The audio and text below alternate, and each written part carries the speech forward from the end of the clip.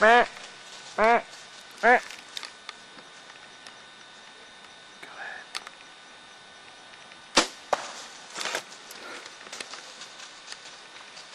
You just got Go. yourself a 12. Or a 10. Big boy. Okay. 30 yards, I killed him. I tell you what, I had a tough time. I didn't know which side of the tree to go around. I was, Talk good about job, Chris. I had to settle that pin. I had a 30-yard pin right on him. And I hit him good. It looked good. Yeah. We had that buck feeding over there for a half hour. That's definitely the biggest buck I've ever shot. Oh, yeah. You can thank them doe for bringing them by. We were hoping something would get him over this way. We snort wheezed at him. He looked. He stared over in this direction for about 3 minutes. So that's how Outdoor Encounters does it.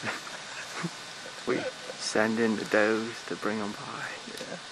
And he was pressuring me to shoot that 5-point this morning. I said, I'm not shooting I seen you licking your chops, Chris. I put the bow up in the rack when I seen it was a small buck earlier, and I said, I'm hanging the bow up because that's how accidents happen. They're coming in like that, but that's the way to do it when they do get run around like that. From the time he took off till he came up here, it was only about 5 seconds.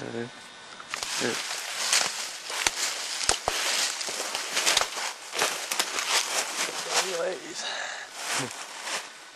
finally getting up. Only until them does came running past him that I don't even know if he was rutting or if he just thought they were spooked and was following them. But whatever his intentions were, he followed them does right to me.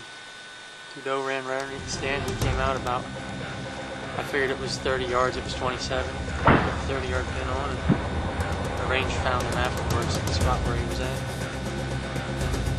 Didn't go far. That's my nicest buck yet here in southeastern Ohio.